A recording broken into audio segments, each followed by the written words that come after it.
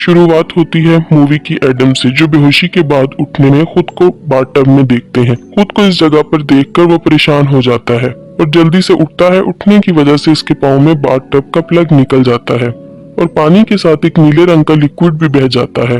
आगे देखेंगे कि वो लिक्विड क्या होता है। लाइट्स ऑन होती हैं तो इसे मालूम होता है कि इसके साथ डॉक्टर लॉरेंस भी थे और दोनों किसी पुराने और मैले बाथरूम में किसी जंजीर से बंधे हैं और दोनों के सामने एक खून भरी लाश पड़ी है, जिसके एक हाथ में रिवॉल्वर और दूसरे हाथ में टेप होता है। दोनों को कुछ याद नहीं कि वो यहाँ कैसे पहुंचे। बाद में दोनों को एक एक कैसेट मिलता है और इन्हें इसके अलावा एक छोटी बुलेट और चाबी भी मिलती है, जिससे दोनों अपनी चैन के लॉक को खोलने की कोशिश करते हैं, मगर वो नाकाम हो जाते हैं। वो किसी और चीज की चाबी होती है। एडम डॉक्टर लॉरेंस की मदद से इस टेप को लाश के पास से उठा लेता है और दोनों एक दूसरे की कैसेट को सुनते हैं। कैसेट में इन्हें किसी आदमी की डिस्टॉर्टेड वॉइस सुनाई देती है, जो एडम को बताता है कि इसने काफी लोगों की लाइफ को बर्बाद किया है, इन्हें सीक्रेटली रिकॉर्ड करके, और आज वो इसे एक मौका देता है अपनी लाइफ को सुधारने का। या तो वो भूख और प्यास की वजह से मर सकता है या हिम्मत करके यहाँ से निकल सकता है। वहीं सेम वॉइस डॉक्टर लॉरेंस को बताता है कि इसने अपनी लाइफ की अहमियत को कभी नहीं समझा। सालों से उसने अपने पेशेंट्स को डॉक्टर होने की वजह से मरने की खबर दी, और कैसा होगा जब वो खुद मरने की हालत में होगा। अगर वो अपनी बीवी और बच्ची को जिंदा देखना चाहता है तो इसे एडम को 6 बजे से पहले मारना होगा। अपने टास्क को कंप्लीट करने के लिए रूम में हर तरफ क्लू छपे हैं और इसे वो ढूंढना है। डॉक्टर लॉरेंस क्लू को समझने के लिए कैसेट फिर से चलाता है, जहां इसे सुनाई देता है फॉलो योर हार्ट, जो कि दूसरा क्लू होता है। इस क्लू के मुताबिक इसे हार्ट का निशान टॉयलेट टैंक पर नजर आता है।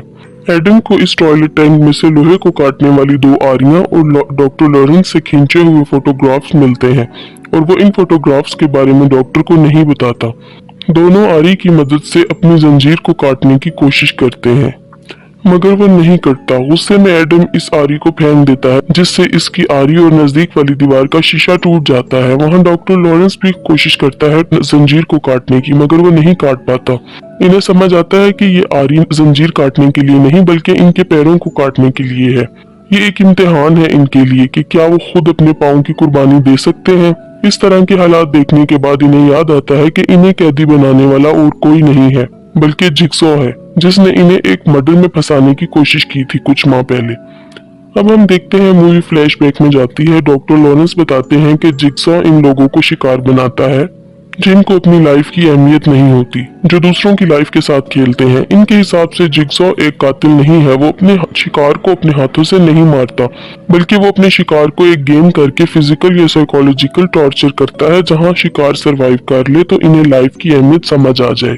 जिगसॉ को इस मर्डर की इन्वेस्टिगेशन डेविड टे कर रहे थे और मार्क के मर्डर से इनको एक पेन मिला था जिसमें डॉक्टर लॉरेंस के फिंगरप्रिंट्स थे, जिससे इनका शक डॉक्टर पर जाता है और इसीलिए डॉक्टर से पूछताछ भी की जाती है। डिटेक्टिव डॉक्टर से पूछते हैं कि आखिर वो कहाँ थे जब मार्क का मर्डर हुआ था। वो इस वक्त अपने हॉस्पिटल की एक इंटर्न को मिलने जाते हैं। वो ये बात नहीं बताना चाहते थे क्योंकि उस औरत से उनके रिलेशंस थे और वो नहीं चाहते थे कि इसकी वाइफ को पता चले, और इसे ये बात बतानी पड़ती है ताकि वो अरेस्ट से बच जाए। वहीं जिगसॉ की एक और शिकार एमोंडा को बुलाया जाता है अपने किडनैपर को पहचानने के लिए, कि जिगसॉ डॉक्टर खुद तो नहीं मगर एमोंडा पहचानने से इनकार कर देती है क्योंकि इसने कभी जिगसॉ के असली रूप को नहीं देखा। एमोंडा हीरोइन का नशा करती है और लाख कोशिश के बावजूद वो नशा नहीं छोड़ पाती, इसलिए जिगसॉ इसे भी अपना शिकार बनाता है। वो सिर्फ पहली औरत होती है जो जिगसॉ के इम्तिहान में पास हो जाती है। मौत को इतने करीब से देखने के बाद इसे लगता है कि जिगसॉ ने इसकी मदद की है अपनी लाइफ को सुधारने के लिए। वो ड्रग्स छोड़ देती है और इसीलिए इसके दिल में जिगसॉ के लिए हमदर्दी आ जाती है। मूवी की कहानी फिर से एडम और डॉक्टर की तरफ जाती है, जहां इन्हें समझ आती है। इन्हें लगता है कि इन दीवार के ऊपर लगे हुए गिलास के पीछे से इनको कोई देख रहा है।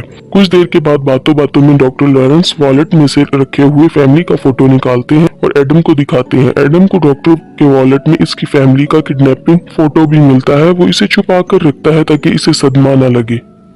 इसके अलावा एडम को उसी फोटो के पीछे एक हिंट भी मिलता है, जिसकी मदद से एडम क्लू के एक्स को ढूंढ लेता है।